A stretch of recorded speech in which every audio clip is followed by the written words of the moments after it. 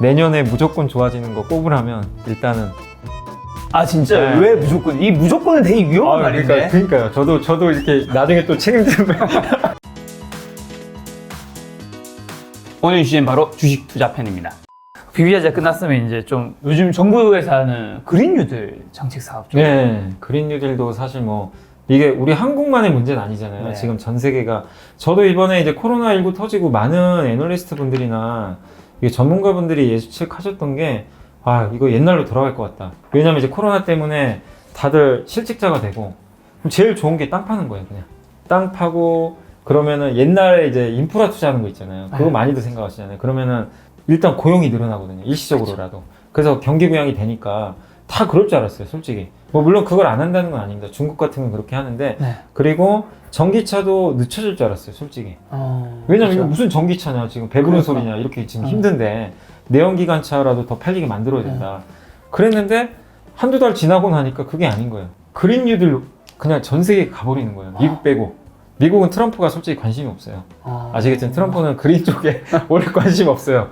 되게 좀 약간 독특한데 화석연료 쪽으로 네. 원래 그 공약도 그렇고 네. 아마 그쪽에서 아마 예전부터 트럼프를 좀 지지하는 층이 지지하는 그쪽 같아요. 약간 이게 구경제산업. 음. 그래서 아마 그랬겠죠. 근데 미국을 제외하고는 중국도 그렇고 유럽은 뭐 아예 대놓고 그냥 탄소 제로.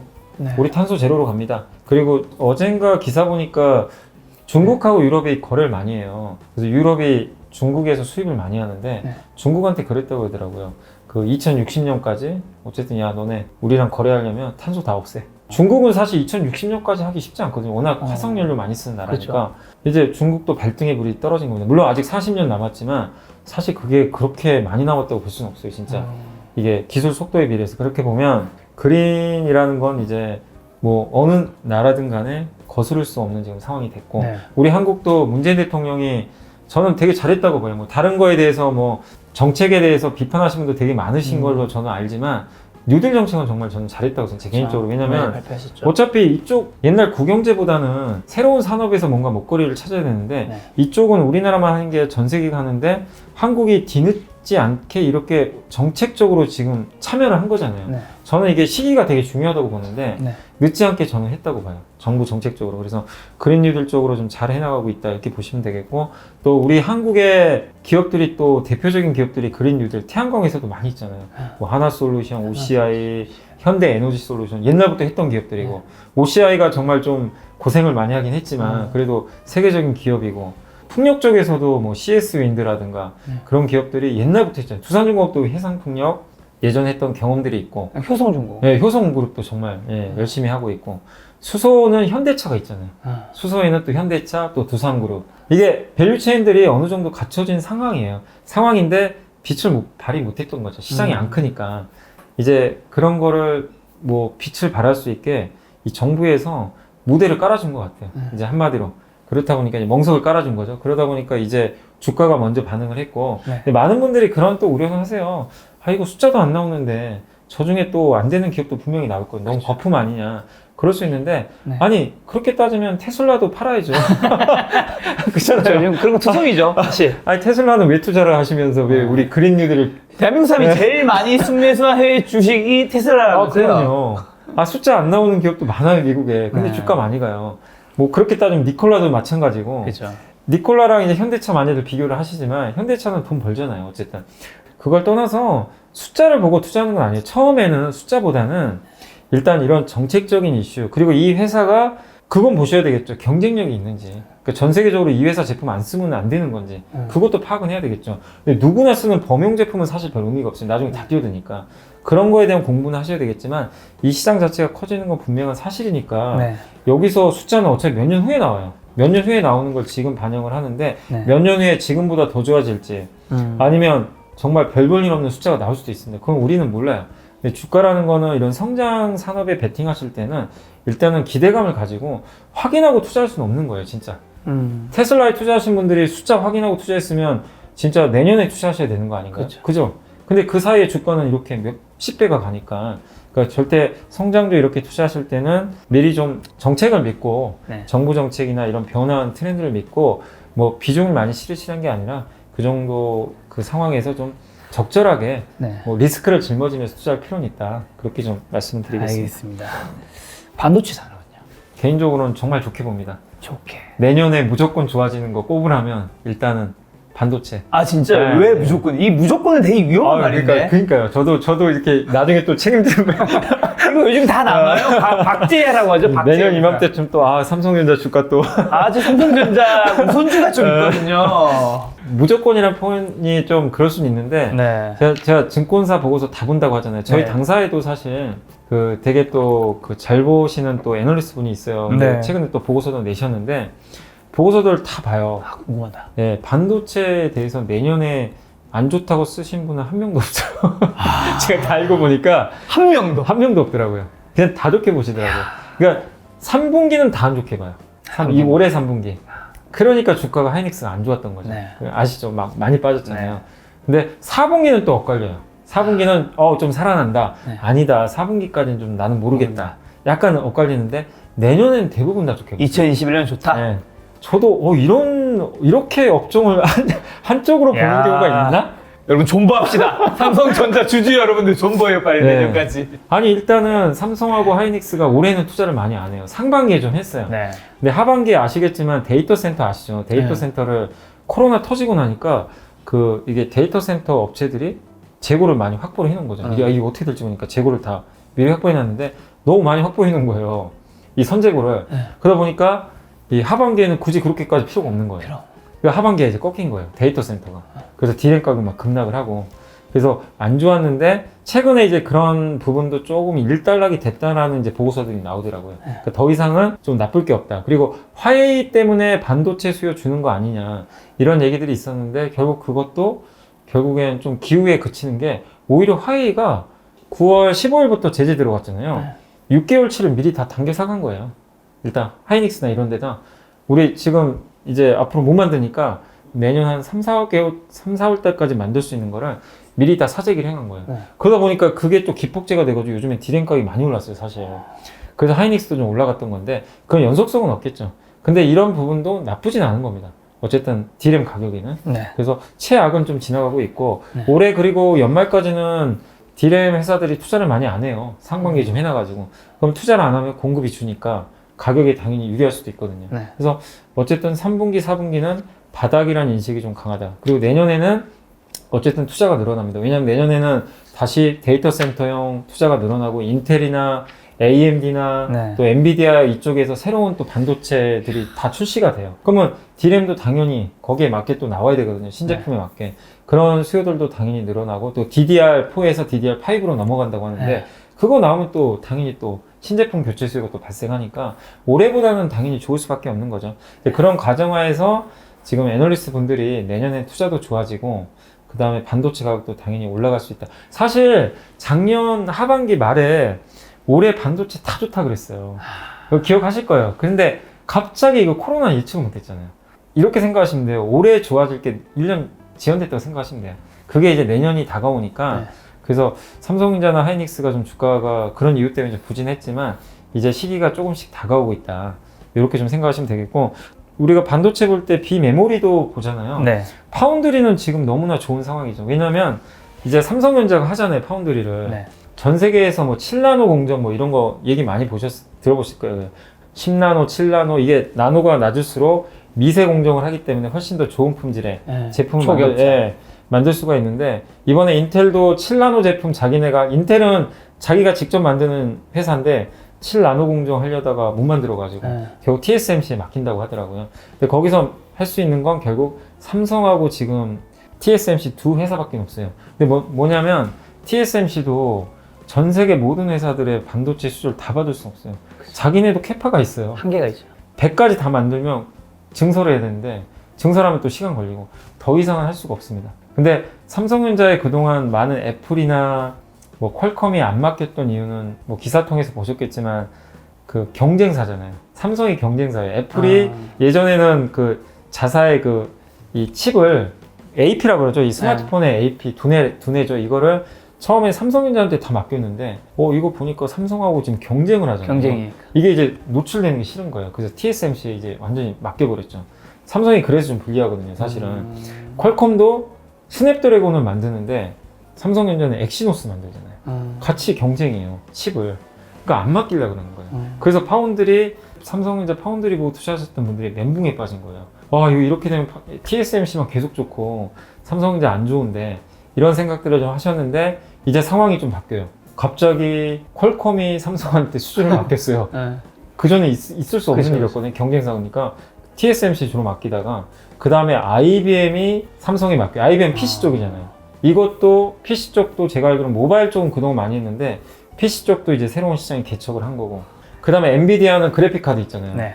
그 엔비디아 그래픽 카드는 또 상징성이 있잖아요. 아무한테 그 최신 제품을 또 덜컥 갑자기 삼성한테 맡기기 시작합니다. 이게 뭐 TSMC랑 무슨 문제가 있는지, 걔네가 캐파가 안 돼서 그런 건지 그것까지 확인은 안 되지만 삼성이 이제 레퍼런스를 확보하기 시작합니다. 경쟁사들인데도 불구하고. 그러면 삼성 입장에서는 사실 안 하면 그냥 뭐 안 해봐야 본전이에요. 왜냐면 TSMC가 50% 점유, 삼성이 15%거든요. 근데 거기서 삼성은 뭐 잃어봐야 얼마나 잃어버리겠어요. 그쵸. 근데 여기서 아쉬운 건 이제 TSMC입니다. 점점 점유율 격차가 줄어들 수가 있어요. 그럼 삼성 입장에서는 그동안 너무 메모리 쪽에 치중됐던 이제 이 밸류에이션이 파운드리가 붙으면 올라가요. 메모리 쪽은 우리가 흔히 PER 10배 정도를 많이들 예상을 하세요. 그러면 삼성은 그동안 PER 10배짜리 회사예요. 스마트폰도 그렇잖아요. 주기가 있으니까 10배 이상 못 받는데 파운드리는 TSMC가 20배 넘어요. 그럼 파운드리 가치가 올라가면 삼성전자 전체 PER이 올라가니까 그럼 주가는 당연히 올라갑니다. 그래서 솔직히 하이닉스보다는 저는 삼성전자를 더 좋게 보는 게, 하이닉스가 내년에 당연히 좋죠. 왜냐면 메모리 좋아지니까. 근데 굳이 저는 내년, 내후년까지 보면 파운드리 쪽이 더 좋아지는 게 그림이 일단 보이기 시작하니까, 그걸 본다면, 거기다 화웨이가 스마트폰 이제 못 만들면 당연히 그 반사 이익까지 스마트폰 세 가지가 다 좋아요. 이게 그러니까 하이닉스보다는 삼성전자다. 그러니까 삼성전자를 나쁘게 볼 이유가 도대체 뭐지? 그러니까 안 좋게 보시는 분이 유일하게 하는 게 그 얘기가 있어요. 삼성생명이 지분 팔 수 있다. 들어보셨죠? 그 보험업법 때문에 자회사 그 지분을 3% 이상 보유하면 안 된다. 그래서 법이 통과되면 삼성생명이 삼성 그 전자지분 그걸 뭐 한 20조 정도 된다고 하는데 그걸 팔아야 되면 이거 시장에 나오는 거 아니냐, 이런 리스크들을 하시는데, 그거는 시장에 나오기가 힘들어요. 20조 원은 어떻게 삼성전자 그 매매하는데 거기다 어떻게 때려요? 그렇죠. 쉽지 않아요. 그건 그래서 블록딜을 하는데, 블록딜을 할 때 이게 정말 어디로 넘길지는 솔직히 모르겠는데, 그걸 기관이나 외국인한테 넘기기는 솔직히 쉽지 않거든요. 그러니까 삼성그룹 입장에서 삼성전자 이 알토란 같은 지분을 그냥 이게 풀어버릴 수는 없는 거거든요. 그쵸. 중요한 지분이에요, 되게. 그래서 아마 계열사에 넘길 가능성이 높은데 삼성물산이 제일 유력해요. 근데 그렇게 됐을 때는 뭐 법인세를 또 내야 된다고 하는데, 양도차익 과세에 대해서. 근데 그런 것들을 감안하더라도 저는 물산이 가져갈 가능성이 높은 것 같아요. 근데 만약에 물산이 가져가게 되면 결국엔 그거는 그냥 잠겨있는 물량 여기서 여기로 이동만 하는 거예요. 그럼 아무런 변화가 없어요. 그러니까 우리가 상식적으로 생각했을 때 시중에 나오긴 좀 어렵다. 그러니까 삼성전자가 유일하게 디스카운트 받는 부분도 너무 걱정할 필요는 없지 않나. 일단 역시 그렇게 삼성전자다. 네. 요즘에 K푸드 음식주 산업 좀 어떻게 보세요? 음식료 저는 정말 괜찮게 보고 있어요. 왜냐하면 저도 음식료는 이제 그동안 보면 성장하지 않는 산업이라는 이제 고정관념이 있었고, 그렇죠. 사실 2015년도에 음식료 회사들이 되게 좋았다가 5년 동안 주가가 되게 많이 빠졌어요. 음식료 매출도 정체되고 CJ 제일제당도 뭐 40만 원 넘었다가 한때 막 10만 원대까지 급락을 하고 되게 안 좋았는데, 코로나가 이게 바꿔버린 거죠. 코로나 사태로. 사실 HMR이라고 많이 들어보셨잖아요. 가정 간편식이 몇 년 전부터 나왔는데 그때도 성장을 하고 있었어요.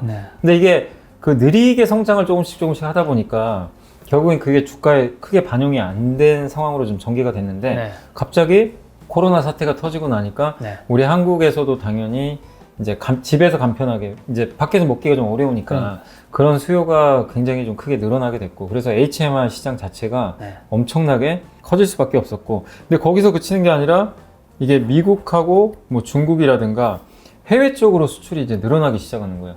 그러니까 사실 농심도 미국 법인이 있고, 그 다음에 CJ 제일제당도 예전에 그 슈안스라고 냉동 피자 만드는 회사 있어요. 그 미국에. 그 되게 좀 맛있다고 하더라고요. 그 직접 먹어보신 분들은. 그런 것들을 인수를 했고, 미국에 풀무원도 미국에 예전에 몇 년 전에 진출했어요. 다 적자를 낸 거예요. 안 돼요. 이게 우리나라 제품 그 음식료가 안 팔리고 또 이런 냉동식품을 인수를 했는데도 뭐 뭔가 돈도 안 되고. 잘 안 돼. 근데 갑자기 코로나 이거 터지니까 미국 사람들도 이게 바뀌어버린 거예요.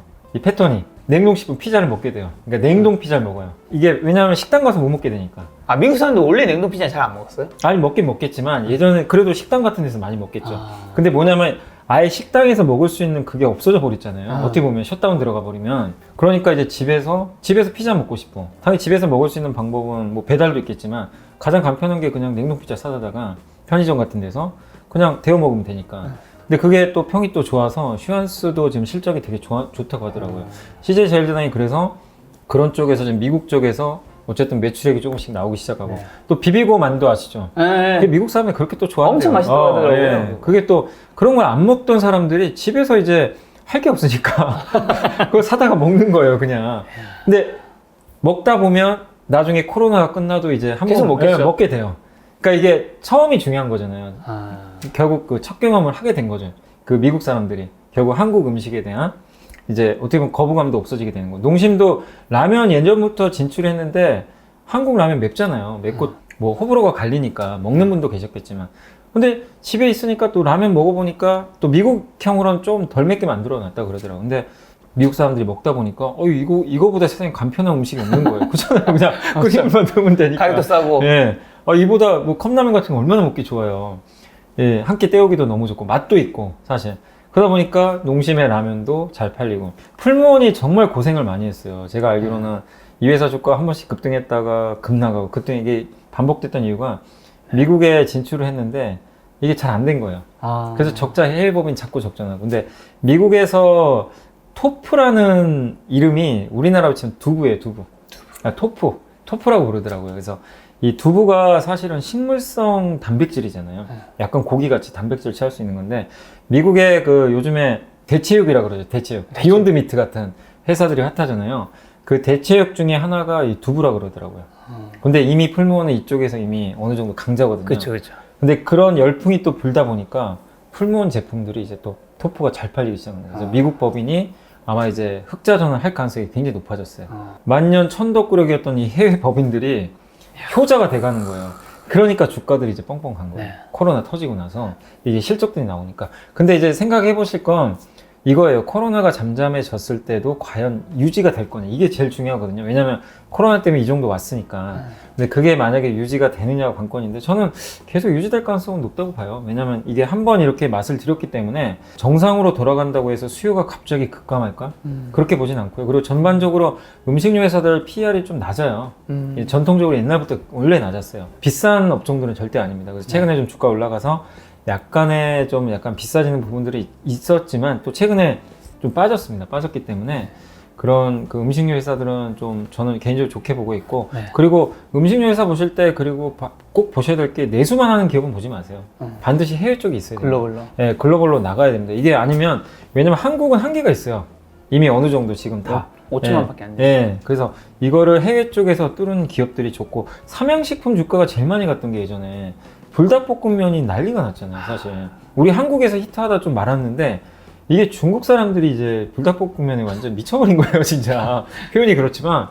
그러니까 처음에 갔는데 별거 아니라고 다들 생각했거든요. 근데 중국 사람들 입맛을 잡아버린 거죠.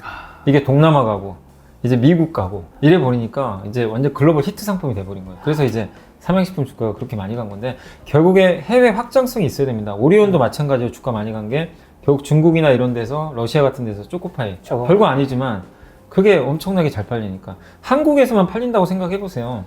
그냥 한계가 끝이에요. 그래서 음식료도 결국에 이제 기존 틀에서 너무 내수로만 보지 마시고 결국엔 수출 모멘텀이 생기는 기업들 이런 것들이 유지되는 그런 기업들을 좀 잘 찾아보시면 좀 네. 좋을 것 같습니다. 좀 자율자동차 산업은 자율자동차 산업은 요즘은 저는 좀 조금 핫하죠? 핫하긴 한데 현대차나 뭐 방향성은 분명히 맞는데 아직은 좀 너무 이른 것 같아요. 왜냐면 저는 전기차하고 수소차 다음으로 좀 차후에 좀 생각해도 되지 않나 이렇게 보는 이유는 뭐냐면 일단 인프라가 안 갖춰져 있어요. 자율주행을 하려면 아니 이게 법부터 개정이 돼야 되거든요. 자율주행을 할 수 있는 법. 우리 한국에도 판교인가 그 시범으로 할 수 있는 데가 있다고 하더라고요. 거기 외에는 사실 못 하거든요. 미국도 마찬가지고 이 법이 개정이 돼야 되는데 일단 기술이나 이런 거는 법 개정 전에 계속 그 개발이 되겠죠. 뭐 구글의 웨이모도 뭐 계속 다닌다고 하고 테슬라도 그 오토파일럿이라 그러잖아요. 그게 이제 자율주행 기능이 들어갔다고 하는데 완벽하진 않지만 그래서 그런 선도 업체들 또 현대차도 지금 개발하고 있는 걸로 알고 있고 근데 개발들을 하는데 그게 이제 우리 눈에 보이려면 전기차처럼 보이려면 저는 적어도 4, 5년은 더 걸리는 것 같아요. 그래서 자율주행과 관련해서는 여러분들이 그냥 지금 보면 중소형 업체들도 되게 많아요. 막 뜬구름 잡는 기업들도 많이 있는데 거기에 대해서 여러분들이 그냥 이거 무조건 되겠지 이게 아니라 그린 뉴딜은 아까 말씀드린 대로 그 전에는 약간 뜬구름 잡았어요. 정책적으로도 뭐도 없고 근데 이제는 뜬구름이 아니에요. 네. 딱 잡혔어요 정부에서. 근데 자율주행은 아직은 뭔가 딱 체계화된 그런 게 없어요. 인프라도 네. 없고. 그래서 그쪽에 대해서는 아직은 좀 더 기다리시고 자율주행보다는 차라리 저는 자율주행을 하실 바엔 제 개인적으로는 오히려 우선순위가 돼야 되는 게 5G예요. 5G. 5G가 돼야 서로 자동차끼리 기지국에서 자동차에 이 끊김없이 전파를 쏴줘가지고 실시간 소통을 하는데 이 4G 같은 경우는 이게 응답 속도가 좀 느려요. 네. 그래서 이게 딱 갔을 때 자동차가 그걸 받았을 때 약간의 시간 딜레이가 있어요. 뭐 10초 정도라든가. 네. 근데 이 5G 같은 경우는 응답 속도가 뭐 1, 2초밖에 안 되니까 사고가 안 나는 거죠. 만약에 이거를 4G에서 받았는데 버벅대면 어떡해요? 바로 사고 나는 거죠. 그래서 5G가 먼저 돼야 되고 그렇게 보는 이유가 우리 한국에선 5G가 지금 상용화 됐는데 많은 분들이 그 얘기 하시잖아요. 이거 무늬만 5G 아니에요? 체감 속도를 못 느껴요. 왜냐면 그 5G도 주파수가 있어요. 주파수가 있는데 지금 아마 제가 기억하기로는 지금 여러분들이 지금 상용화돼서 쓰고 있는 3.5GHz로 알고 있는데 네. 그건 이제 굉장히 저주파라서 속도가 그렇게 뭐 체감적으로 높진 않아요. 근데 진정한 꿈의 5G는 우리가 진짜 말하는 5G는 28GHz라고 하더라고요. 그거는 아직 상용화를 못했어요. 그걸 이제 아마 할 거예요. 근데 그게 돼야만 진정한 5G가 되는 거고 그 후에야 자율주행이 뭐 또 있는 거예요. 그래서 자율주행은 어쨌든 인프라부터 갖춰져야 된다. 그래서 아직은 조금 지금 바로 뭐 굳이 너무 급하게 저는 하실 필요는 없다라고 좀 보고 있습니다. 사실 지금까지 어떻게 보면 전체적으로 좀 좋은 것들이 위주로 네. 얘기했다면 요 섹터는 좀 안 좋게 얘기하실 것 같은데 은행업, 증권업은 좀 어떻게 보시나요? 은행은 좀 안 좋은 것 같긴 해요. 사실 네. 그러니까 좋게 볼 수 있는 건 싸다는 거 배당 많이 주고 네. 그건 뭐 누구나 다들 아실 거예요. 근데 그렇죠. 성장을 못하니까 좀 어렵고 거기다가 정부에서 사실 이게 은행이라는 게 참 이게 재밌는 게 민간 업체 거잖아요. 네. 은근히 정부가 규제를 해요. 대출 규제하고. 근데 실제로 거의 최대 주주가 거의 정부? 예, 정부 건도 많이 네. 있죠. 근데 이제 그러다 보니까 이게 은행 투자할 때 참 이게 규제 리스크가 너무나 크다 보니까 네. 정부의 정책에 따라 뭔가 좀 좌지우지 되니까 할인을 받을 수밖에 없어요. 뭔가 뻗어 나가고 싶으면 사실 우리나라 은행주들이 돈을 제일 잘 버는 시기는 주택담보대출이 활성화됐을 때 그게 마진도 좋고 굉장히 이 성장 룸이 남아있는 그런 정책 중에 하나가 이제 그 주택담보대출 쪽인데 네. 그런 쪽에 막혀버렸잖아요, 사실. 그렇죠. 그래서 요즘에 은행이 하는 게 신용대출로 지금 네. 하는데 그마저도 정부에서 지금 못하게 하려고 막고 있어서 대출 성장이 지금 어렵고 그 다음에 카카오뱅크라는 또 새로운 플랫폼이 생겨버려가지고 그렇죠. 얼마 전에 보니까 카카오뱅크 지금 장외거래에서 시총이 44조라고 하던데 우리나라 그 4대 지주 있죠. 하나, 신한, 우리, KB 합친 게 43조래요. 시총 4개 합친 게. 그러니까 이게 은행 입장에서는 좀 굴욕적인 거죠. 그쵸. 카카오뱅크 하나만도 우리 4개 합친 게 지금 못한 상황이니까. 시대가 바뀌어버렸어요. 그러다 보니까 카카오뱅크 같은 플랫폼 기반의 이런 회사들은 더 높은 가치를 받는 거고 네. 옛날에 약간 이제 구시대 느낌이 나는 은행주들도 사실 은행주들도 그런 이미지 탈피하려고 정말 많이 하잖아요. 네. 플랫폼도 만들고. 네. 근데 시장에서 안 먹히는 거죠. 그래서 은행주 투자하신 분들은 저는 배당 목적으로 투자하시는 거야 저는 뭐 나쁘지 않다고 보지만 배당 목적 외에 뭔가 성장을 노리거나 그럴 수 있는 상황 아닌 것 같아요. 그리고 은행업종은 금리가 올라가야 되잖아요. 금리가 앞으로 추세적으로 오를 수 있다는 그런 그 모멘텀이 나오면 가요. 그때는 해도 돼요. 근데 2023년까지 금리 안 올린다고 못을 박아버렸어요. 당연히 연준은 그럼 우리 한국의 지금 한국은행에서도 당연히 미국 허준도 따라가겠지. 눈치 안 볼 수는 없어요. 네. 그래서 올리기는 쉽지 않습니다. 한국 경기가 정말 엄청나게 좋아지면 또 모르는데 그럴 상황도 아니기 때문에 제 생각엔 지금 좀 은행업종이 쉽지 않다. 그러면 좀 더 가장 어떻게 보면 자신 있는 네. 분야라고 할 수 있죠. 증권업. 증권업은 그래도 은행보단 나은 것 같습니다. 여기 저는 너무 궁금한 게 네. 요즘에 증권사에 몰린 돈이 엄청나잖아요. 네. 수익도 되게 좋다고 들었거든요. 네. 근데 왜 그래도 은행보다 낫다 정도밖에 평을 못 받는 거예요? 이 증권이라는 게 이게 요새 네. 돈은 들어오는데 이 돈이 또 언제 빠져나갈지 모르잖아요. 네. 연속적인 관이 있을 거냐. 그러니까 증권사를 평가할 때 과거에 그랬거든요. 이렇게 반짝한 경우가 너무 많았어요. 그러니까 거래대금이 확 증가했다가 꺾여버리고. 물론 지금처럼 오래된 경우도 정말 오랜만에 보긴 해요. 이제 네. 10몇 년 만에 이런 장 처음 봐서 저도 네. 오래되긴 하는데 보통 한 6개월 정도 거래대금 증가하면 다 꺾여버려요. 오래 가지는 않습니다, 사실. 그래서 좀 되게 특이한 케이스긴 한데 어쨌든 지금 증권업종은 나쁘진 않죠. 당연히 돈 들어오니까. 개인들이 돈 들고 오고 예탁금에서 또 매매도 하시고 수수료 거기다 신용 이자가 이게 굉장히 또 이익에 많은 비중을 또 차지하거든요. 그런 면에서 보면 상당히 좀 긍정적일 수 있고 또 증권회사들이 트레이딩을 또 많이 해요. 자기 자본 가지고 네. 거기에 프랍이라고 거기서 이제 몇몇 프랍 인원들이 회사의 고유 자금 가지고 직접 주식 투자 이런 걸 하거든요. 네. 시장이 좋으면 당연히 돈을 많이 벌겠죠. 그래서 지수 좋을 때 증권주가 좋은 게 그 두 가지 때문에 거래대금 증가하고 네. 자체 계정에서 돈을 좀 버니까. 네. 그래서 중소형 증권사들은 시장이 좋을 때 훨씬 더 민감해요. 왜냐면 그런 비중이 높아요. 이익 구조에서.